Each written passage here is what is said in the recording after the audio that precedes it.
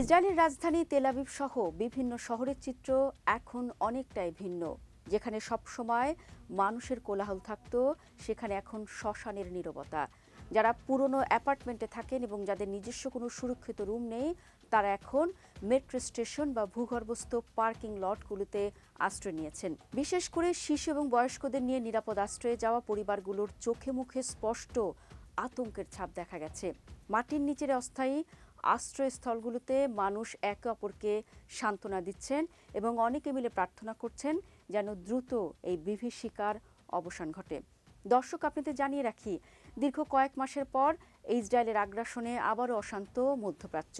এবার আর ফিলিস্তিন নয়, ইসরায়েল আর আমেরিকার যৌথ হামলায় অশান্ত ইরান। সব মিলিয়ে কয়েক মাসের ছেদ ঘটে মধ্যপ্রাচ্যের আকাশে আবারও যুদ্ধের দামামা। বিনা উস্কানিতে ইরানে হামলা চালিয়েছে ইসরায়েল এবং যুক্তরাষ্ট্র। ইসরায়েল এবং আমেরিকার হামলার জবাব দিতে শুরু থেকেই অ্যাক্টিভ ছিল ইরান। যেমনটি বলছিলাম, ইরানের পক্ষ থেকে ধেয়ে আসা সব ব্যালিস্টিক মিসাইলে হামলার মুখে লাখ লাখ ইসরায়েলি নাগরিকদের নির্ঘুম রাত কাটাতে হচ্ছে বাংকারে। গত এক সপ্তাহের বেশি সময় ধরে এমন অবস্থা তাদের। ইরানি হামলায় এখন আতঙ্ক আর হতাশা নিত্যসঙ্গী ইসরায়েলের সাধারণ মানুষের। ঘটনার শুরু গত শনিবার ২৮ ফেব্রুয়ারি থেকে। এদিন সকালে সাবাত পালন করছিলেন ইসরায়েলের ইহুদিরা। ঠিক তখনই বিকট সাইরেন পুরো দেশকে স্তব্ধ করে দেয়। গত অক্টোবর মাসে গাজায় যুদ্ধবিরতি কার্যকর হওয়ার পর থেকে দেশটির মানুষ শান্তিতে ঘুমাতে পারছিল। কিন্তু আকস্মিক এই সতর্কবার্তা কোটি কোটি মানুষকে ঘুম থেকে উঠে দৌড়ে নিরাপদ আশ্রয়ে যেতে বাধ্য করেছে। প্রাথমিকভাবে সেনাবাহিনী এই সাইরেন বাজিয়েছিল জনগণকে আসন্ন ইরানি পাল্টা হামলার জন্য সতর্ক করতে।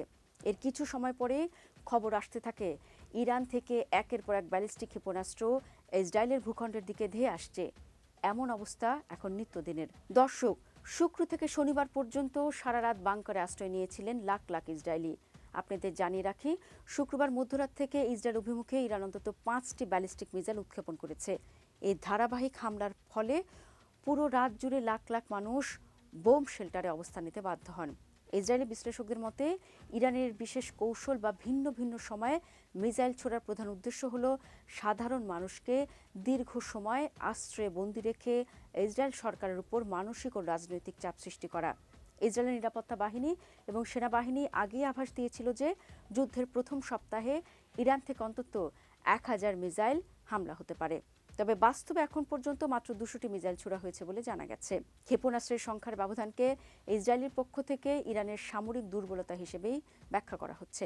তাদের দাবি, ইসরায়েলি বাহিনীর ধারাবাহিক অপারেশনাল সাকসেস বা সফল সামরিক অভিযানের কারণে ইরান তার সক্ষমতা অনুযায়ী বড় আকারের হামলা চালাতে ব্যর্থ হচ্ছে। তবে হামলার আতঙ্ক ইসরায়েলের জনজীবনে বড় ধরনের স্থবিরতা তৈরি করেছে। যেমনটা বলছিলাম, যুদ্ধের চরম উত্তেজনার মাঝে ইসরায়েলের সাধারণ জনজীবন পুরোপুরি থমকে গেছে।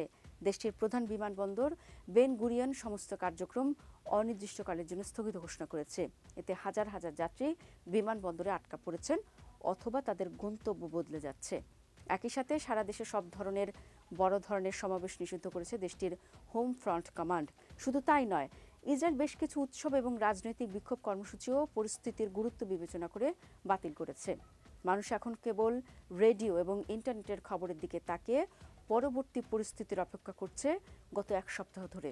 দর্শক, একটা বিষয় জেনে অবাক হবেন, ইসরায়েল এমন একটা দেশ যেখানে যুদ্ধ নিরাপত্তা ঝুঁকির কারণে বেসামরিক প্রতিরক্ষা ব্যবস্থা অত্যন্ত শক্তিশালী। প্রায় প্রতিটি শহর, স্কুল, আবাসিক ভবনে বাংকার বা নিরাপদ আশ্রয় কেন্দ্র রয়েছে।